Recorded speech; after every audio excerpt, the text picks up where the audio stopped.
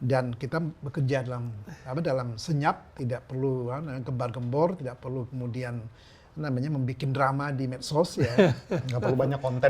Untuk pertama kali sepanjang sejarah di Republik ini, ya, mana ada provinsi yang kemudian membuat press conference menjelaskan ke publik, ini loh APBD 2025. Uang kerohiman itu besarnya adalah 1 miliar per hari. Namanya tadi uang bau sebetulnya, kompensasi bau. Bayangkan setahun 365 miliar. Ya, dan sampah tidak terselesaikan.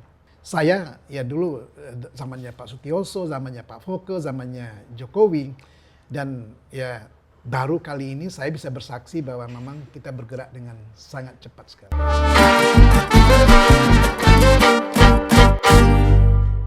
Jumpa kembali Jakarta bersama The Exchange dari The Tamrins. Di sore yang berhujan ini, yang cukup dingin, ternyata kita memiliki satu pembahasan yang judulnya panjang banget. Makanya harus pakai contekan ini. Pengelolaan birokrasi Jakarta dan pengambilan kebijakan berdasar data dan sains. Bersama saya hari ini, Erwin Hartono, dan yang penting bintang tamunya. Narasumber kita dong. Ya.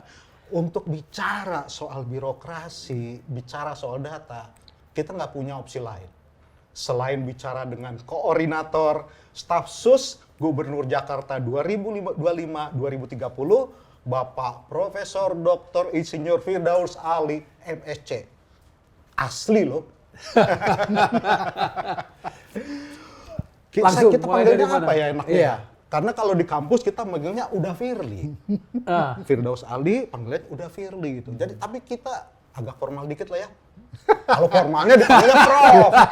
Formalnya dipanggil Pak Prof. Padahal santai aja gitu kan. Oke lah, mana aja lah ya. Nah, begini udah. Kita itu bicara ini satu hal yang penting.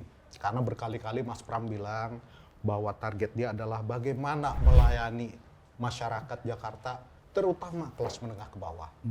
Di sisi ekstrimnya, Jakarta mau jadi global city. Ya kan? Ini kan kayaknya mau ngomongin kelas dunia, tapi ngomongin masyarakatnya. Ini ada sesuatu yang perlu disambung nih. Nah, apalagi kemarin terkait dengan istilahnya apa?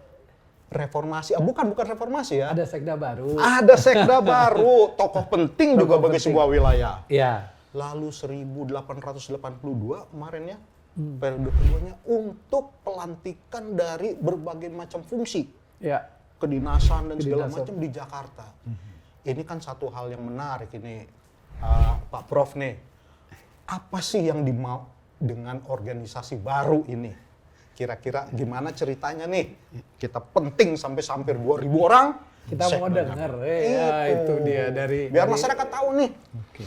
Pertama terima kasih, selamat sore dalam suasana yang betul-betul kita cermati. Kenapa? Karena nasionali kita sedang berduka.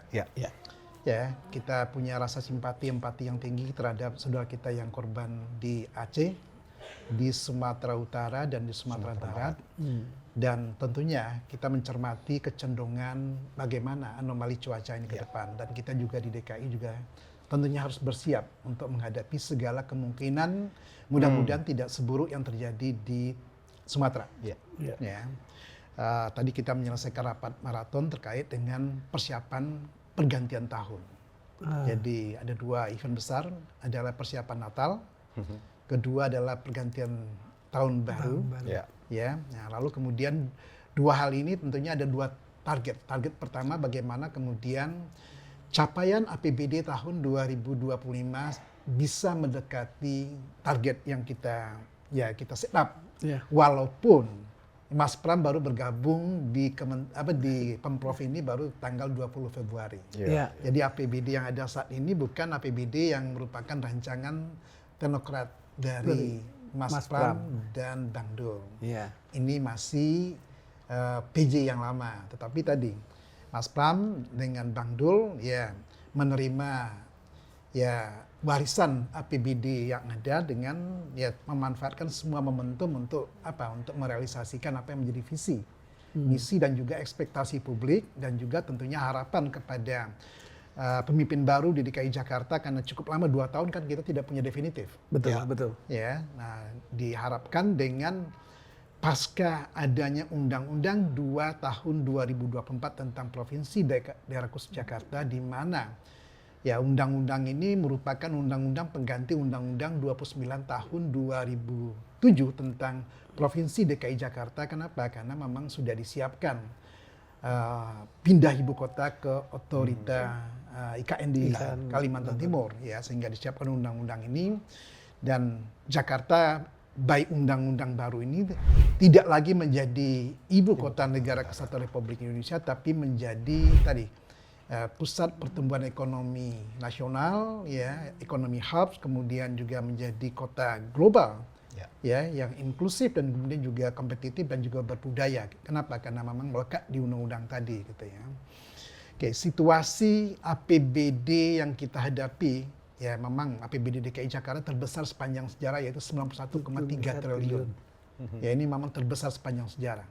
Ya, saya ingat, saya tahun 2005 ada di Balai Kota sampai tahun 2012 melewati 3 gubernur, yaitu Sutioso, Fauzi Bowo, dan Joko Widodo. Ya, dan ini paling besar sepanjang sejarah, gitu kan. Ya. Di saat yang bersamaan, ya, ketika saya di tim transisi kemudian diamanahi menjadi koordinator staf khusus, kan tentunya apa yang menjadi visi misi di kampanye, lalu kemudian apa yang dijanjikan, gestur apa yang dijanjikan oleh Mas Pram dan Bang Dul, lalu kemudian kita tuangkan semua itu dalam bentuk quick wins yang kita inline-kan dengan RPJMD 2025-2029 DKI Jakarta. Ya.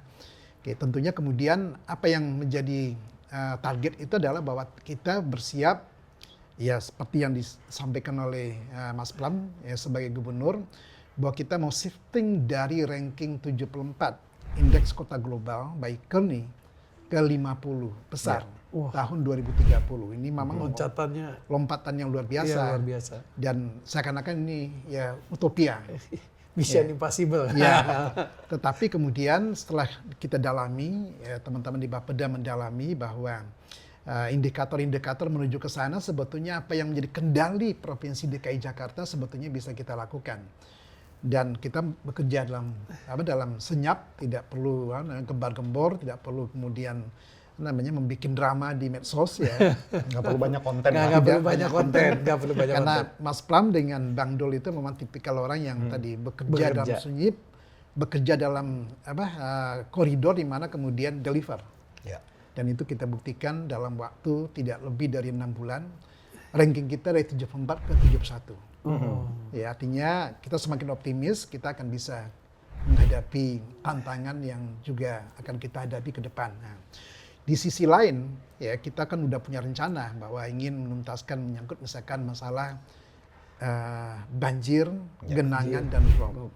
Kita ingin juga memastikan layanan transportasi kita juga akan semakin lebih baik dan orang shifting dari menggunakan kendaraan pribadi ke kendaraan umum.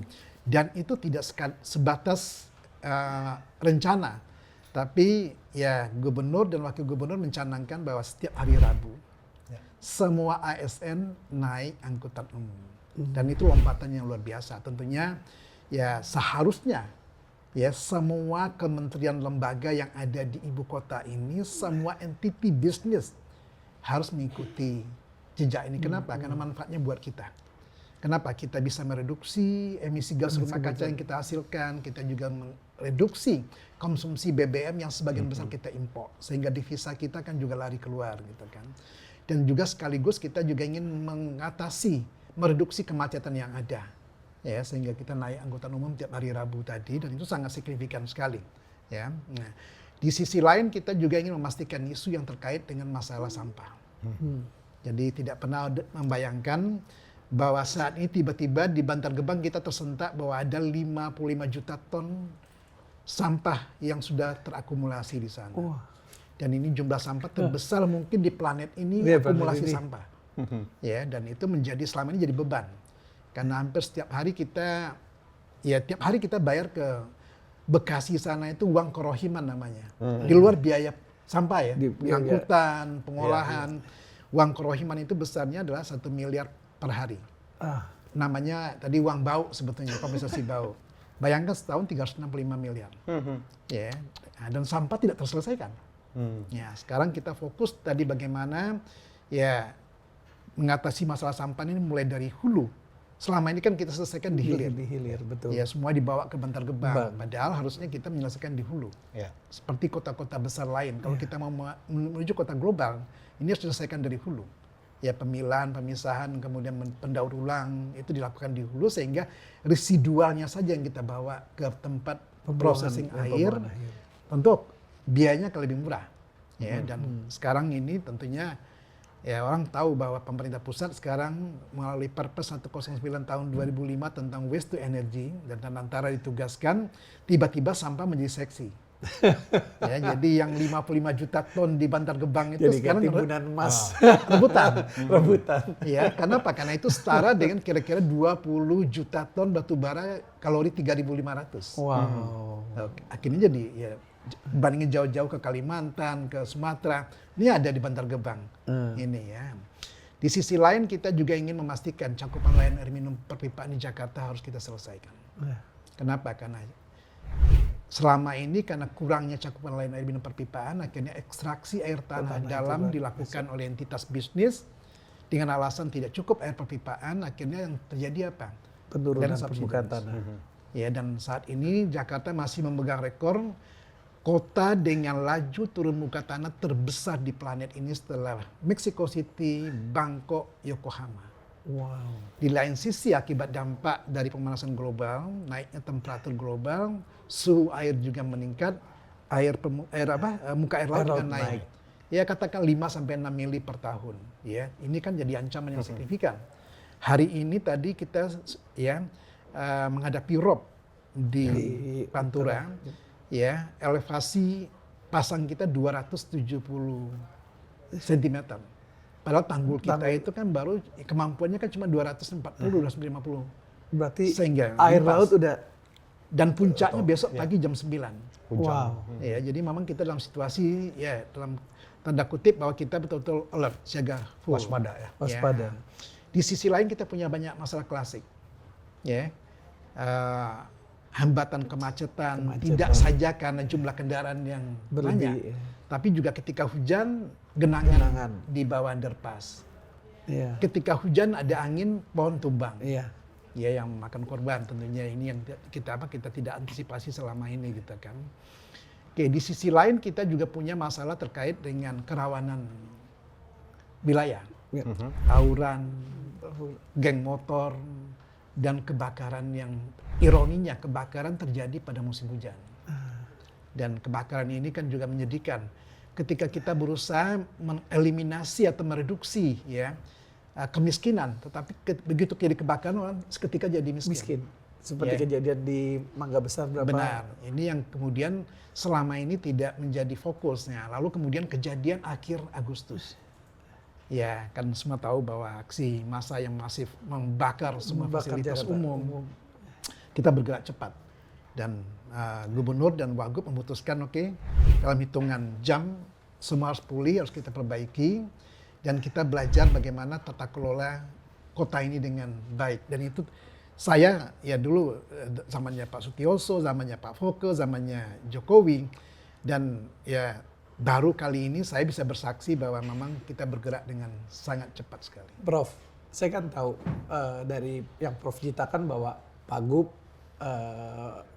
Wakil Gubernur pun tahu. Tapi bagaimana kecepatan teman-teman ASN ini loh, gitu kan. Apalagi dengan Sekda baru, dengan 18.000 ASN baru, tempat baru. Mereka kan harus ngejas diri untuk mengejar kecepatannya Pak Gub dan Pak Wagub ini gimana nih? Gitu. Jadi ya hal yang fenomenal apa? Untuk pertama kali mungkin sepanjang sejarah, Gubernur DKI Jakarta orang yang sudah matang di birokrasi di pusat. Belum pernah ada selama ini. Paling tinggi paling juga bintang 2 dia di pusat. Tapi ini adalah beliau ada di dapurnya roda pemerintahan dalam 10 tahun terakhir ini. Dan dia orang politik, ya, dia bisa kemana-mana dan dia jadi Gubernur DKI Jakarta. Dan wagubnya ya kebetulan berdarah Betawi Minang dan kemudian sudah malah melintang di birokrasi, pernah wakil bupati di Tangerang, pernah wakil gubernur di Banten dan gubernur di Banten dan di DPR. Di DPR. Ya, jadi dan satu sisi lain lagi, popularitas Wagub ini kan kita tahu ya zaman kita masih kecil ya Rano itu kan bintang idola gitu kan. Jadi menggabungkan dua kombinasi yang satu punya kemampuan lobby yang sangat luar biasa. Nah, di sisi lain Wagub punya kemampuan ke bawah berkomunikasi. Kenapa? Ya Mas Pram itu politically kan menangnya 50,07 gitu kan. Ya untuk membangun Jakarta ini kita butuh ya di atas 80% namanya warga Jakarta untuk berpartisipasi. Bagian dari transformasi Jakarta. Tentunya butuh tadi komunikasi publik dan sebagainya. Nah, di sisi lain birokrasi ini kan tidak bisa seperti biasa. Ya, kalau seperti biasa ya kayaknya seperti gerbong di kereta cepat, kita punya kereta cepat tapi gerbong kereta tua. masih tua. Ya pasti rontok di jalan. Ya makanya kemudian Pak Gub dengan Pak Wagub dengan piawai sekali. Biasanya gubernur atau bupati wali kota terpilih hitungan bulan langsung berubah total. Ya hebatnya gubernur ini dia nggak melakukan itu. Dia tunggu, dia lihat, dia evaluasi, dia pastikan bahwa saya nggak, walaupun Anda tidak memilih saya, walaupun Anda ada di seberang sana, bagi saya sekarang kita tip up. Kalau bisa bekerja cepat, cerdas dengan saya, oke ikut gerbong saya. Ya, tapi kalau tidak bisa, waktu akan berbicara.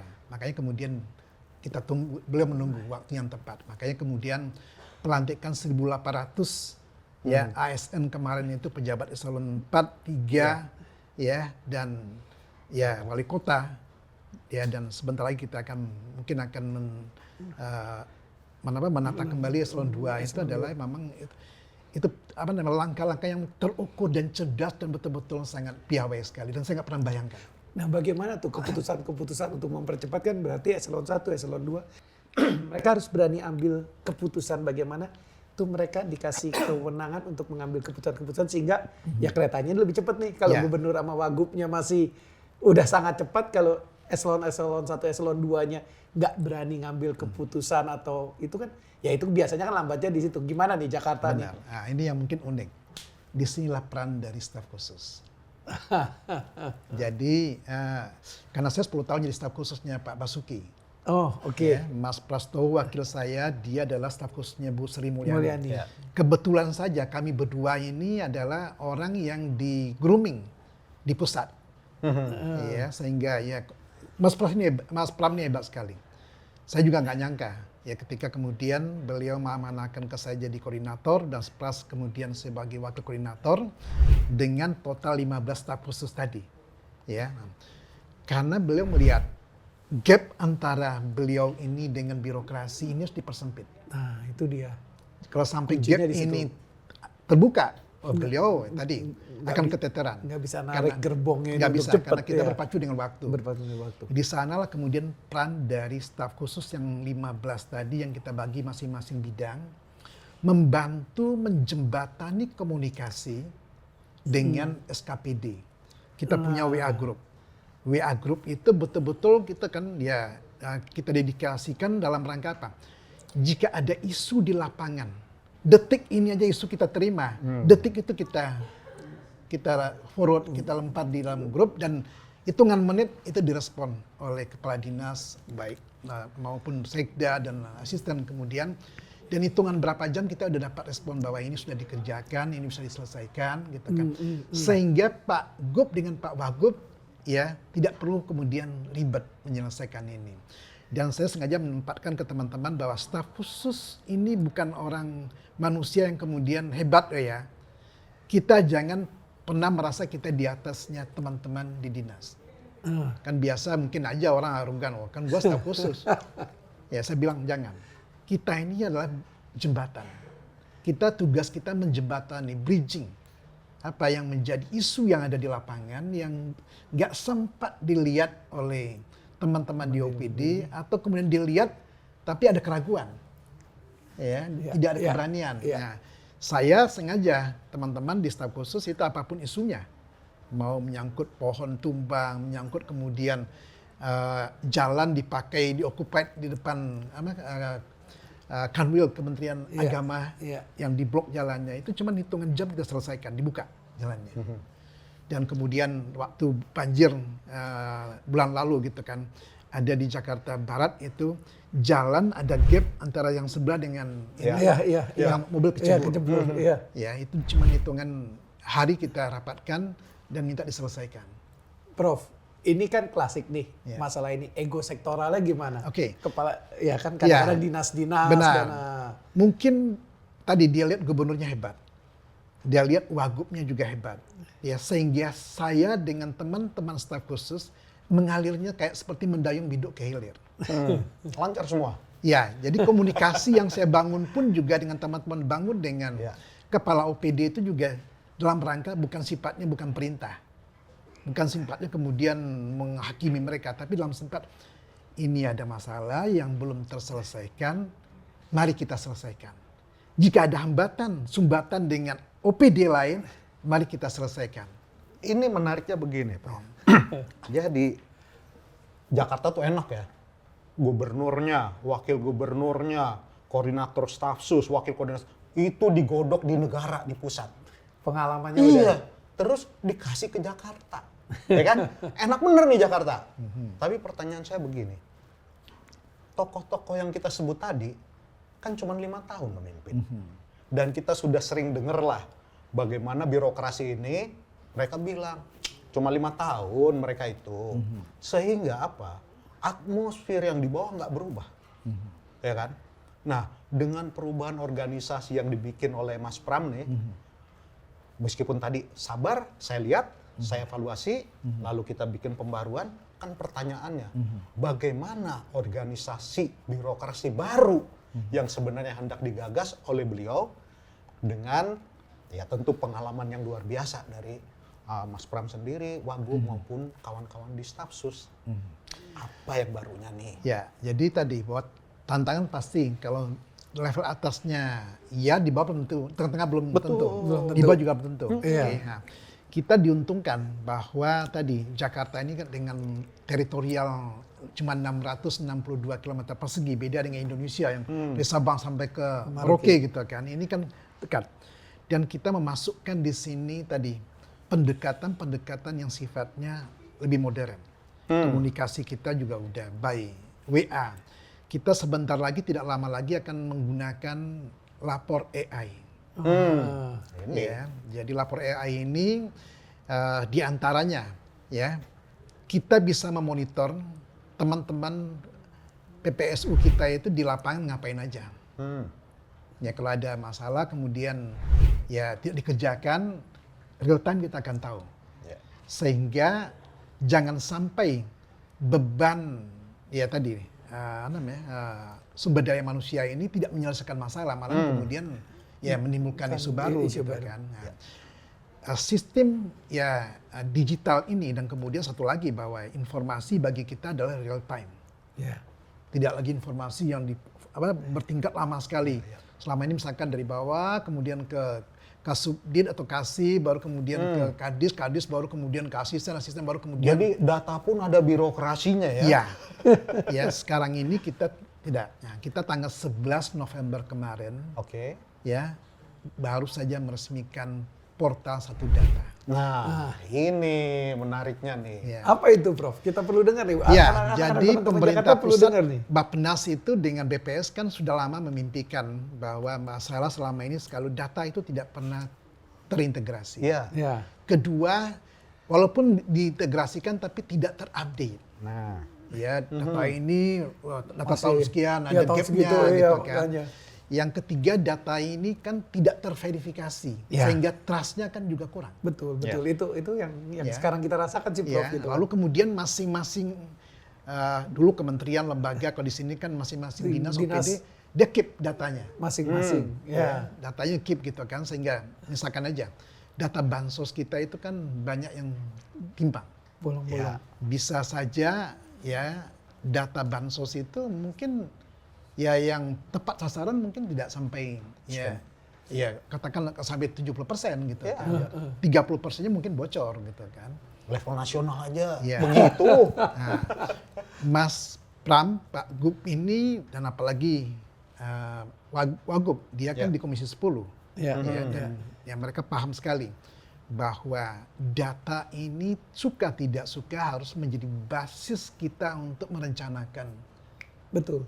ya anggaran ke depan, target-target yang ada. Makanya kemudian ya kita mendahului nasional meluncurkan portal satu data pada tanggal 11 November di gedung AA Maramis. Ini kalau datanya nggak sinkron, bagaimana tuh orang bisa ngambil satu kebijakan yang tepat? gitu kan, Sudah Prof? pasti, sama Itu juga dia. analogi begini.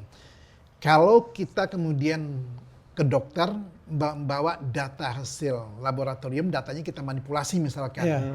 Ya dokter kan ngasih Diagnosis terapinya itu, kan ya. berdasarkan ini gitu kan. Betul. Data yang salah ini gitu Iya. kan. Padahal tidak sesuai dengan ini Iya, gitu iya. kan. Bisa dosis obatnya kebesaran atau kekurangan. Nah inilah yang kemudian kita coba. Bahwa tidak ada lagi kemudian kantong-kantong data yang ada di masing-masing OPD yang berbeda dengan portal satu data. Dan nanti akan menjadi penjaga gawangnya, puncennya nanti adalah Dinas Diskominfo Tik. Ya, dia wali datanya dan datanya harus kemudian terupdate, terverifikasi, ya. Dan data tadi itu data yang betul-betul ya jangan lagi ada manipulasi data di sana. Kenapa? Karena kami di staf khusus akan melakukan verifikasi secara random ke lapangan nanti. Apakah data ini benar gitu kan? Sehingga konsekuensinya apa? Ya sanksinya akan berat. Nah, Ya. Bisa diakses publik tuh rencananya. Iya, iya dong harus dong. Karena Harus. kita ya Mas Pram ya dengan Bang Dul ya dia sudah mencanangkan birokrasi Pemprov DKI Jakarta ini harus transparan. Untuk pertama kali sepanjang sejarah di Republik ini ya mana ada provinsi yang kemudian membuat press conference menjelaskan ke publik ini loh APBD 2025. Serapannya baru di sini. Ya. Minggu lalu kita juga melakukan conference pers itu menceritakan bahwa tahun 2026 anggaran APBD kita sekian. Ya. Alokasinya untuk apa saja. Ya. Silakan diakses. Ya. Iya, Ya. iya. Kenapa? Biar publik tahu ya untuk apa pajak yang dipungut tadi. Biar publik tahu untuk kemana nanti arah kebijakan pembangunan ini kita ke depan. Dan itu dipastikan. 11 November 2025. Itu launching baru istilahnya groundbreaking. Ataukah kita sudah ada progres yang kira-kira bisa kita nilai lah bahwa satu data Jakarta ini memang dalam rangka perbaikan yang luar biasa tadi. Oke. Jadi ketika kita canangkan 11 November itu dilaporkan oleh Kadis bahwa yang baru menyetor data itu hanya berapa SKPD. Iya. Ya. Ya. Sebetulnya ada namanya ya Mas Pram kan orang jago. Sengaja itu di launching di luar sana di namanya di AA Maramis, kemudian mengundang namanya berbagai pihak di pemerintah pusat dan sekaligus mengingatkan mulai hitungan hari ini 11-11-25 tidak ada satupun OPD SKPD kemudian menutup diri untuk sharing data. Wah. Oke, dan itu pun juga ditugaskan ya dilaporkan progresnya ya bahwa kita menginginkan by tutup tahun ini ya semua data udah terintegrasi. Tinggal nanti kita verifikasi. Oke. Ya lalu kemudian kewajiban berikutnya apa? Updating data tadi. Misalkan ya data apa namanya KJP, KJMU misalkan gitu kan. Kita ingin verifikasi apakah betul-betul yang menerimanya berhak. Ya. Jangan sampai kemudian ya ada joki. Iya, iya. Ya, lalu kedua adalah kalau dia kemudian ada perbaikan status ekonominya, tentunya kemudian ini bisa kita pindahkan kepada orang yang menunggu yang berhak. Karena ada yang berhak tapi belum mendapatkan. Ya, jadi data ini kita perbarui. Misalkan ada yang meninggal, masa yang meninggal kemudian masih menerima ini gitu kan. Jadi inilah apa namanya target yang kita inginkan dan ya Pak Gub dengan Pak Wagub menginginkan Jakarta akan menjadi percontohan nasional. Ya, karena kita ini ya dengan kawan-kawan itu di lapangan masih sering ketemu nih Prof. Tahu-tahu ada yang KJP-nya diputus, ya kan? Padahal KJP ini boleh dibilang salah satu yang sangat dinantikan oleh masyarakat di masa kampanye, karena itu sangat-sangat apa gitu ya. Nah, ada yang tahu-tahu diputus, padahal kan Mas Pram udah bilang nanti nggak perlu lagi semua ke Rawabunga, bisa diurus di kelurahan masing-masing.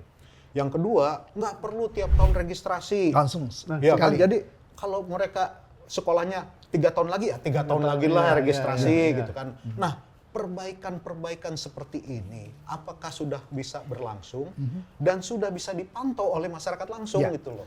Dan apa yang dijanjikan oleh Mas Pram waktu kampanye itu kita realisasikan. Makanya di quick win dan di 100 hari itu capaian kita sangat fantastis, luar biasa dibandingkan dengan manapun juga. Kalau kita kawal, kita pastikan teman-teman di OPD itu memang ya kita rapat maraton ya. Ya, ini kapan launching? Ya, dan kemudian tidak hanya launching. Kapan ini bisa kita pastikan bahwa progresnya jalan? Ya, dan juga kita pastikan bahwa apa yang menjadi janji-janji politiknya Mas Pram dengan Bang Dol itu terrealisasi kecuali memang ada hambatan struktural yang di luar di luar kendali kita. Nah, ketika kita kemudian mengalami pemotongan DBH, bayangkan aja hampir 16 triliun. Terbanyak di Republik ini, terbesar sepanjang sejarah berdirinya Republik ini. Satu-satunya provinsi yang tidak komplain, tidak protes cuma DKI. Iya, berapa? 16 triliun atau hampir berapa? 16. Ini itu hampir sebesar APBD provinsi daerah mana provinsi gitu. Jawa Barat kalau nggak salah ya. Ini ada uang jajan abang dipoto sama adiknya. Kita nggak protes lah. Iya, betul sekali. Orang bingung kenapa nggak protes. Karena Mas Pram bilang bahwa beliau memahami apa yang tantangannya dihadapi oleh Presiden Prabowo Subianto. Dikaitkan dengan tadi program-program pemerintah pusat, ya. Mas Pram yakin bahwa kreativitas yang dimiliki oleh Pemprov DKI Jakarta di bawah leadership-nya mereka berdua, dan beliau dari awal sudah di kampanye kan kita udah bilang bahwa kita akan creative financing, kita akan gali. Kenapa? Karena memang kita punya kapasitas, hanya selama ini tidak diadres, tidak dilakukan. Ya makanya ada Mas Prastowo gabung dengan kita gitu kan. Ya lalu kemudian bayangkan aja ada anggaran yang selama ini ya tadi dana KLB. Ya yang yang orang ingin membayar melunasi kewajibannya. Tapi ada yang 15 tahun tidak diselesaikan. Ya, Mas Pram bilang kok aneh gitu kan. Ya akhirnya selesaikan. Maka sekarang kita punya KPI. Ya, kalau nggak selesai 15 hari, ya udah. Itulah perlunya data yang valid. Bener banget. Harus data. Kalau orang KLB bagaimana bisa ngitung bahwa utang-utang dan KLB. kita akan membangun bundaran AI. Ya, dengan KLB tadi tanpa APBD. Ini mirip seperti zaman Pak Ahok bangun Semanggi. Benar. KLB. Tanpa APBD kan? Betul. KLB. Ya, kita lagi membangun taman Ibu Fatmawati. Ini buat teman-teman KLB itu koefisien luas bangunan supaya mereka disitulah kreatifnya Pemda DKI bisa memperoleh pendapatan. Tapi berarti secara anggaran daerah oke, walaupun dipotong itu kan tetap selama 10 bulan ini. Ya kan tadi karena Pak Gub dengan Pak Wagub sangat komunikatif. Ya dan kemudian tadi malah Menteri Keuangan ke sini. Menteri Keuangan kesini loh, bukan gubernur yang ke sana, bukan gubernur yang ke lapangan Banteng. Pak Pulai bilang salah satunya provinsi yang nggak protes, yang meringankan beban saya itu adalah Jakarta. Kebayang kalau yang protes Jakarta, seniornya dia lagi. Yang lain kan udah protes juga tuh. Yang protes juga itu. Makanya saya bilang tadi, adek motong uang jajan abangnya. Itu. Ya, bayangkan kalau yang protes senior lagi. Senior bukan sembarang senior lah ya. Kebayang kan? Ya. Makanya Pak Purbaya datang ke sini. Dan malahan kita itu diberikan insentif macam-macam.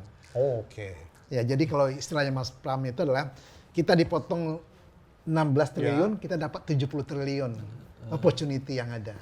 Trade off-nya oke ya. Ya, karena mungkin Menteri Keuangan dibisikin Presiden. Kayaknya sih ya selama Jakarta ini bisa inline dengan kita. Kenapa? Karena ya barometer apapun Jakarta. Ya, betul. Nah, tapi dengan kreatif seperti ini pertanyaan saya, Ya. investor happy nggak? Karena membangun kota global itu kan nggak bisa cuma Pemda aja, butuh teman-teman semua, butuh investor dan butuh kita masyarakat semua juga mesti happy nggak? Kalau masyarakat nih kita terus terang, saya ini orang Jakarta, lahir di Jakarta, besar di Jakarta, saya sih happy dengan keadaan Jakarta saat ini gitu. Dan bagaimana dengan investor nih? Sangat happy. Kenapa? Karena selama ini mereka tuh Jakarta itu ibarat gadis molek yang lucu ya.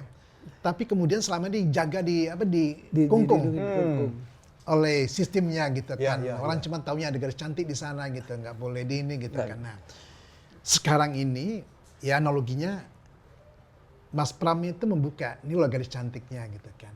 Ya. Kalau mau datang ke rumah silakan, pintu rumah saya buka. Ya, ini analogi yang paling lucu. Sejak Mas Pram jadi gubernur, kalau kan ada acara Betawi itu kan palang pintu, bisa berjam-jam gitu. Bisa berjam-jam kan? Ya. Itu menunjukkan birokrasi yang panjang selama ini hanya untuk orang bertamu gitu bertamu, kan.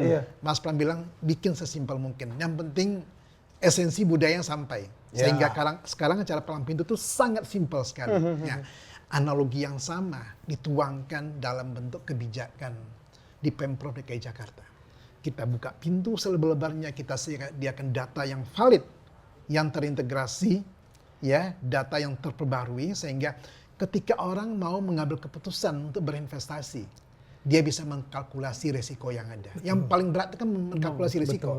Betul. Resiko ketidakbijakan, bukan kebijakan. Kalau kebijakan itu ya, Udah bagus lah kebijakan. resiko ketidakbijakan tadi. Ya, kemudian resiko yang terkait dengan menyangkut masalah sosial dan lingkungan. Ya, betul. Resiko apa lagi? Resiko kemudian ya birokrasi yang harus kondusif. Ya, makanya kemudian Mas Pram itu merancang krunya dia tadi, termasuk bagaimana piawainya dia memilih misalkan sekda. Ya, karena memang ya tadi dia merenung, kemudian dia menimbang, dia berkomunikasi dan sebagainya, itu kan boleh dikatakan tidak ada gejolak. Padahal kan sekda di DKI itu kan dari dulu politis secara politis paling seru di Indonesia gitu kan. Paling hebat. Ya, ini yang kemudian akan menimbulkan lebih yakin lagi ke investor gitu kan. Wah, ternyata kemudian ya gubernurnya dan wakil gubernurnya betul-betul mendesain ya kru yang sangat bagus sekali, dan kemudian kru ini kru pilihan. Ya, dan yang tidak kalah pentingnya mungkin ya, dengan di backup oleh teman-teman staf khusus dan tenaga ahli, bahwa gap yang ada selama ini bisa diperkecil gapnya, dan justru malah kemudian bisa speed up apa yang menjadi isu-isu yang ada di lapangan selama ini gitu. Nah, jadi ini menarik nih. Nggak jauh lagi, investor itu kan bisa merancang atau memprediksi atau membuat kalau datanya jelas. Satu ya. Dari data itu dia bisa bikin rancangan. Setelah itu kan dia menilai kan, ini saya berhadapan dengan orang-orang seperti apa nih, ya kan? Pertama dia lihat gubernurnya, lalu setelah itu kan dia berurusan dengan birokrasi, karena yang namanya perizinan segala macam. Kita nggak usah ngomong premannya dulu lah. Nah, pertanyaan saya nih, Prof, perubahan ini boleh dibilang kan meskipun nggak bergejolak keluar, itu kan di dalam pasti kerasa. Ada perbedaan gaya kepemimpinan, gaya organisasi yang diterapkan oleh gubernur kita terhadap teman-teman ASN, birokrasi yang sudah bertahun-tahun bahkan puluhan tahun ada di situ. Katanya susah ya kalau katanya susah. Nah, resistensi kan pasti muncul nih. Nah, menurut Prof, gimana progres kita supaya kita percaya nih, ini Jakarta memang cocok jadi kota global gitu loh. Sekali lagi, Mas Pram ini udah matang di pusat.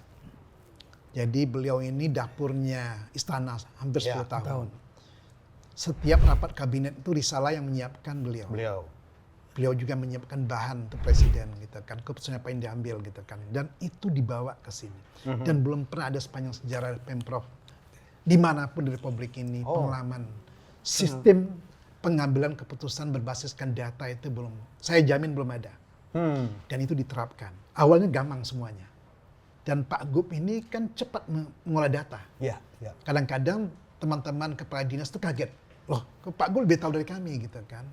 Karena kita beliau disupport oleh tim yang sangat solid sekali gitu kan, dikaitkan dengan data dan informasi tadi. Ya. Nah, rapat-rapat namanya rapat ratas, rapat terbatas itu tidak pernah lebih dari satu topik itu tidak pernah lebih dari setengah jam.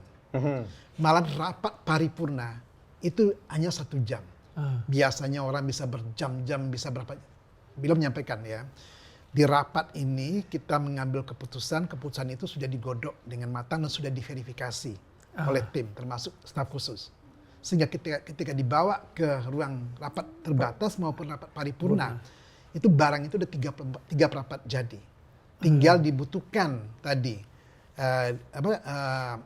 gubernur bersama wagub memutuskan berbasiskan data, informasi, dan juga termasuk ya sense of ya tadi experience yang dimiliki oleh 2 orang ini. Dan saya berani mengatakan mungkin ya jarang kita menemukan gubernur dan wagub ini kompak. Di tempat lain baru sebulan bulan Madu udah berakhir. Ya ada yang pengen menggantikan. Iya, ada yang pengen menggantikan. Ini enggak.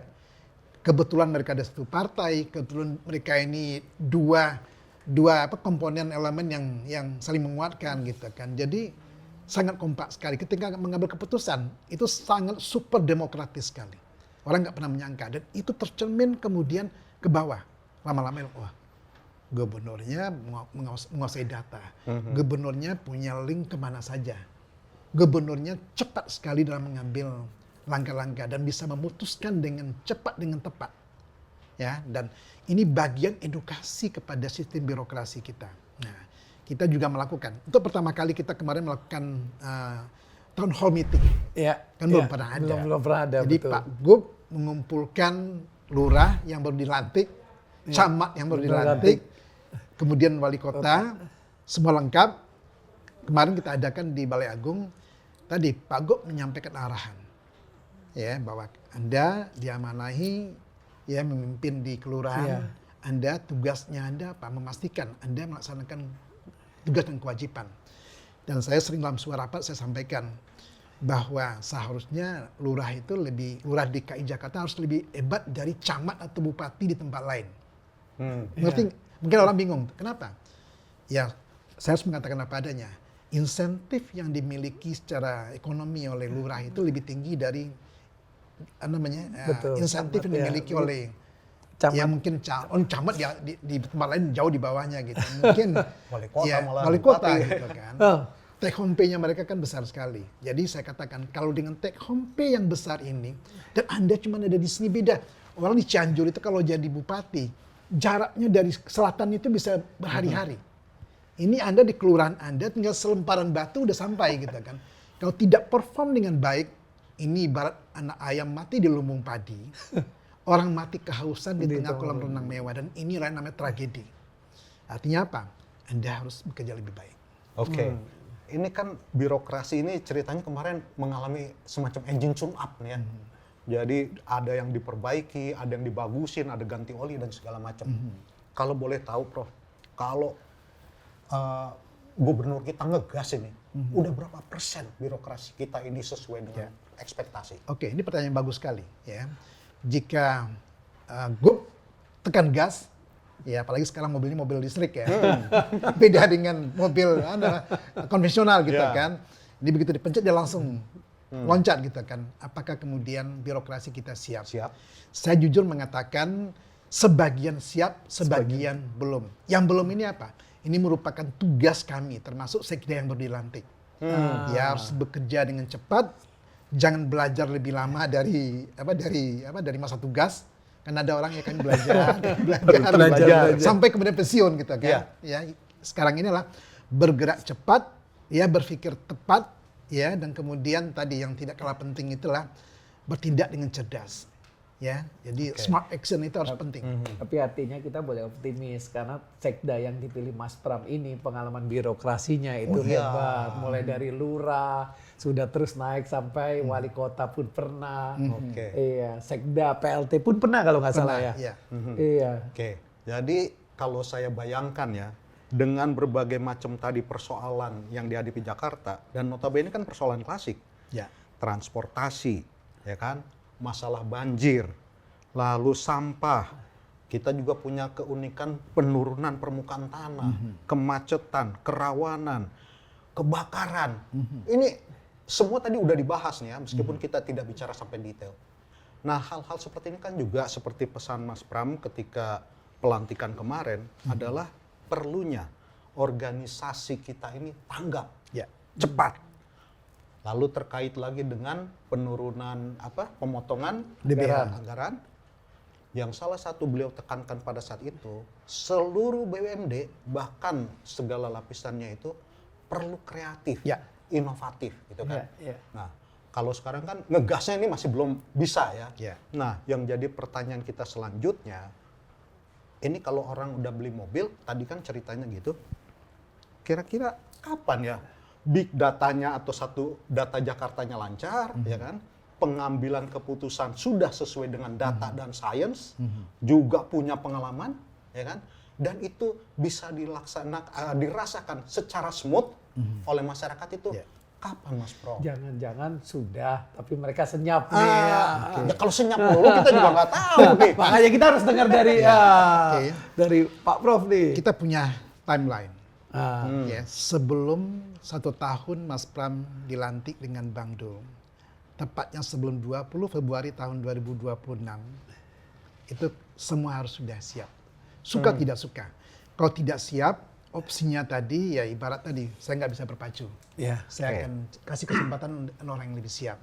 Jadi kami di staf khusus juga ingin memastikan bahwa sebelum tanggal 20 Februari tahun 2026 nanti, birokrasi kita sudah mendekati kecepatannya Yang direncanakan. pimpinan. Pimpinan. Kenapa?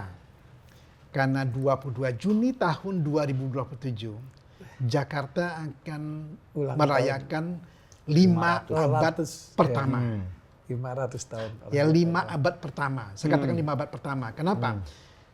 22 Juni tahun 2027 kita akan masuk ke 5 abad Berikutnya. Yang kedua. Kedua. Oke. Nah, tidak ada yang menyadari ketika saya sampaikan ke Mas Pram dan ke Bang Dul gitu ya. Tidak ada gubernur sepanjang sejarah yang akan melewati 5 abad ini. Memang nggak ada kan? Di potongan itunya ya. Di Ya. perbatasan ya. Ya, insya Allah hanya Pramono Anung dan Rano Karno yang dikasih kesempatan oleh Tuhan mengantarkan Provinsi DKI Jakarta masuk ke 5 abad berikutnya. Iya. Artinya apa? By 2027, 22 Juni tadi, kita harus siap mentransformasi diri untuk menjadi kota global yang jauh lebih piawai. Nah, Itu. Jadi kalau saya dengar ya, kita dengar ya barusan ya, mudah-mudahan warga Jakarta juga dengar. Bagaimana Jakarta ini sedang dinakodai, ya kan, oleh Mas Pram menuju boleh dibilang milenium baru nih, ya kan, ke arah sana. Bukannya kita nggak mau kalah dengan negara kota-kota lain, kota global definisinya tadi sudah dijelaskan juga. Bagaimana kita melayani masyarakat.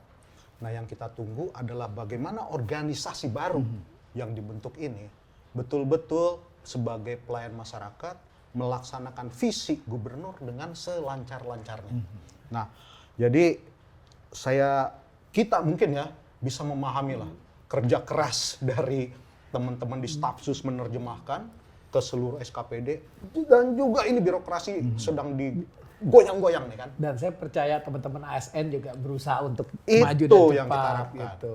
Nah, kalau dari cerita Mas Prof tadi, kita optimis Jakarta. Tengah milenial kita 500 dan memasuki 500 berikutnya, Jakarta cocok banget untuk menjadi kota global. Mungkin ada closing statement dari Mas Prof tentang Jakarta dan pembicaraan kita barusan. Ya, kita akan melewati momen sangat historikal, ya, tahun 2027. Ya, karena ini akan menggarisbawahi dan juga sekaligus menunjukkan bahwa apakah kita siap menghadapi 5 abad ke depan atau kita kemudian hanya akan tetap seperti apa adanya. Otomatis apapun juga resources kita akan menuju ke sana. Satu lagi, ya tadi kita merapatkan 2 hari ini maraton, ya, bahwa saat ini dimanapun di planet ini kota-kota juga akan menghadapi tantangan dikaitkan dengan krisis iklim. Ya, betul. curah hujan akan ekstrim, ya, kemudian suhu juga akan ekstrim, ya, dan Jakarta juga harus siap untuk menghadapi tadi. Dan salah satu ujiannya apa? Kalau kemudian kita bisa melewati pergantian tahun di musim-musim ini dan musim yang paling sulit ini, birokrasi ini bisa sinergi. Artinya apa? Insya Allah tahun 2027 kita akan bisa menuju kepastian yang lebih solid lagi bahwa kita akan bisa lebih mampu. Dan ini ujian ini. Jadi teman tadi pagi kami himbau, ya, teman-teman di OPD siapapun dimanapun, kita harus siap menghadapi kondisi cuaca yang ekstrim ini. Kenapa dibutuhkan kerja tim? Ya, bagaimana memastikan stok pangan kita aman, bagaimana memastikan mobilisasi resources yang ada, tanggap darurat yang ada, gitu kan. Nah, ini adalah semacam ujian untuk sistem birokrasi kita mulai dari kelurahan. Ya, dari kelurahan ya, selama ini tidak diadres. Oke, dan yang terakhir apa? Mas Pram berpesan, walaupun 15-16 triliun DBH kita dipotong, ya, beliau minta pendidikan anggarannya jangan dipotong. Bantuan sosial jangan dipotong. Satu lagi apa? Kesehatan. Ya, insentif birokrasi tidak dipotong. Wow. Ya, artinya apa? Beliau memberikan jaminan kepada ASN, ya, kalian tidak saya potong loh, di tempat lain dipotong. Ya, artinya apa? Ada tuntutan yang melekat di pundak kalian gitu. Tunjukkan kalian punya kemampuan, punya kapasitas, punya kapabilitas, dan punya kinerja terbaik di Republik ini. Mantap. Gimana nih, Pak Erwin? Ya? Saya sebagai warga Jakarta mah siap menunggu gitu. 2 tahun lagi 2027 gitu kan. Jakarta 500 tahun. Jangan-jangan kota global di atas 50 jauh. Syukur-syukur bisa 25. Oke, ini jadi tadi penutupnya menarik sekali ya. Bagaimana ASN atau birokrasi kita itu bukan di-push ya, tapi didorong, dimotivasi untuk memberikan kinerja terbaik tanpa melupakan insentif bagi mereka. Ya. Teman-teman. Bang Alof, Pak Gub ini juga namanya sangat fenomenal. Jadi kita punya Benjamin S. Award, lurah-lurah itu. Lurah-lurah yang memenangkan itu, dan kemarin juga lurah terbaik kita akan kirim ke luar negeri. Mantap. Dan untuk pertama kali Jakarta kan punya LPDP-nya Jakarta. Kenapa? Karena memang beliau sangat concern dikaitkan dengan sumber daya manusia kualitasnya. Yes. Karena syarat menuju kota global salah satunya dari kualitas sumber daya manusia. Ya, LPDP Jakarta tuh banyak teman-teman. Tapi ntar kalau kita ngomongin terus nggak kelar-kelar. Nggak kelar-kelar. Tapi satu hal yang saya tangkap nih, Ko Erwin. Ini birokrasi Jakarta ini kayaknya sedang ini ya, panas nih, digempot. Nah, yang jadi pertanyaan kita teman-teman adalah apakah iya harus begitu? Tapi menurut saya, pemerintah yang tidak berkeringat buat rakyatnya tidak layak jadi pemerintah. Salam Jakarta.